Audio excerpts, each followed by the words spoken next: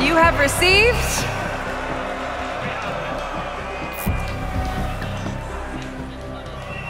323 points. Despite several warnings that Israel's inclusion would compromise the integrity of the contest, the EBU insisted that it was okay to let them participate. And what did that result in? Boycott Israel! Months of protests and historic levels of backlash. Joint statements from thousands of artists across Europe condemning the decision to keep Israel around. Harassment of the participating artists before and during the show. A hostile environment backstage according to several artists, journalists, and members of delegations.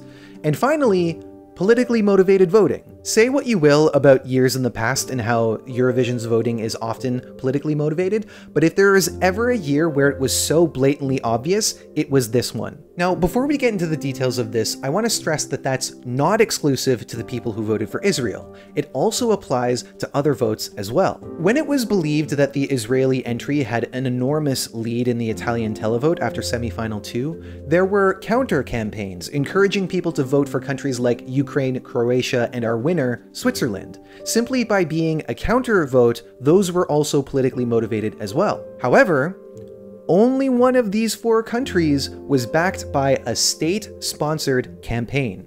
Israel's Ministry of Foreign Affairs and Advertising Bureau admitted that they launched a series of videos to boost the votes in various countries. It was described in the Times of Israel as an organized, dedicated effort that clearly drew votes from many who don't otherwise tune into the Eurovision each year. In addition to that, they specifically targeted Eurovision-loving audiences such as the LGBT community in Europe, members of fan clubs, journalists covering the contests, and opinion leaders in the field. And before this information was made public, several media outlets used the score as an example of Europe's solidarity with Israel. The received points from the European audience speaks for itself. How the silent majority fought the anti-Israel storm. Israel triumphs as anti-Semitism rages. This was the idea, to make the backlash all about anti-Semitism. Not about Israel violating international law, not about defying orders from both the International Court of Justice and the UN Security Council to stop its military campaign in Gaza. Not about the millions of people demanding they stop killing civilians and implement a ceasefire so that the hostages can come home. But that wasn't the only distortion that was put forward in the media.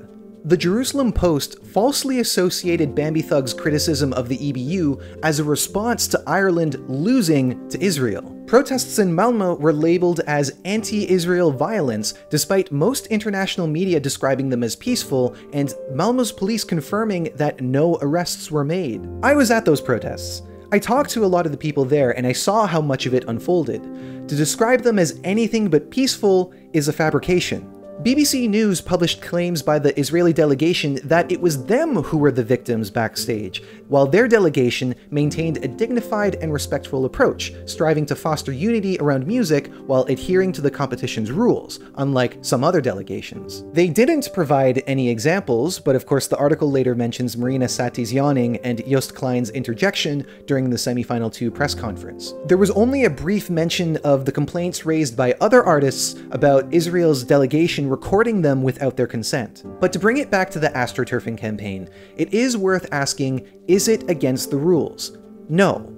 And I don't think there's anything practical that the EBU could do to prevent it from happening again, whether we're talking about Israel or another country with malicious intentions. But all of this is a clear contradiction to the reasoning that the EBU has been using since the very beginning, that the contest happens between broadcasters and not governments.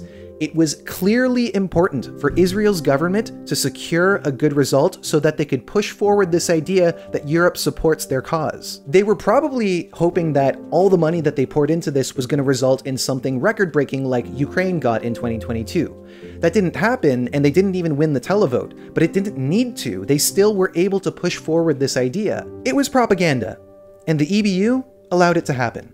What made it even worse was how they went about policing the other artists who were caught in the middle of all of this and tried to distance themselves from the EBU's ignorance. They condemned Erik Saade for sporting a keffiyeh, which is a cultural symbol of Palestine that was given to him by his father. They ordered Bambi Thug to change the ancient writing on their body that originally said ceasefire and freedom for Palestinians, despite the fact that it would have gone unnoticed by the vast majority of the audience. They delayed uploading Yolanda's grand final performance, originally claiming that it was a technical issue, but later pointing out that she had pro-Palestinian symbols on her nails. Basically, they went after anyone who was trying to call attention to the problem, and in doing so, they made it look like they were doing Israel's dirty work, and that was more important than actually understanding the meaning of all of these symbols and messages. And the truth is, they could have let all of it slide. They have let political messages slide in the past. I ask all of you, please help Ukraine, Mariupol! Help Azovstal right now! When it was suggested that Kalush Orchestra had broken the rules around political messages in 2022, the EBU's response was, "We understand the deep feelings around Ukraine at this moment and believe the comments of Kalush Orchestra and other artists expressing support for the Ukrainian people to be humanitarian rather than political in nature." And it wasn't just in 2022. This year, the Ukrainian team in the green room sported t-shirts with the phrase "Free Azovstal Defenders." It was originally reported that the broadcaster was fined for this, but later on they said that it wasn't true. They haven't received any kind of penalty for displaying deliberate political messages. So an exception was made once again for statements that were just as intentional as the ones in favor of Palestine. The difference is that it's not controversial to speak up for Ukraine. If the keffiyeh, Palestinian flag colors and symbols, and phrases like ceasefire and freedom for Palestinians are not humanitarian, the EBU is making a political statement. Honestly, it keeps going deeper from here with other scandals, like how they've justified mixing out the booze during Israel's performance, something that other delegations have complained about, or the fact that several journalists and employees of broadcasters have lodged complaints, demanded answers on actions taken, and have called Eurovision's reputation significantly damaged. But I think you get the picture by now. The EBU contradicted itself on several of its claims and values, and in doing so, they politicized the contest just as much as any of the other players, if not more. If you thought this was informative, please check out the full video where we talk about the other controversy with the Netherlands being disqualified, but also our winner Switzerland, the runner-up Croatia, and what the future could hold for the contest. If you'd like to see more, feel free to subscribe to the channel and show some support on Buy Me a Coffee. I love interacting with you and hearing your thoughts about all the ups and downs of Eurovision, and I'd love to have you back. Thank you so much for watching, and I hope to see you next time.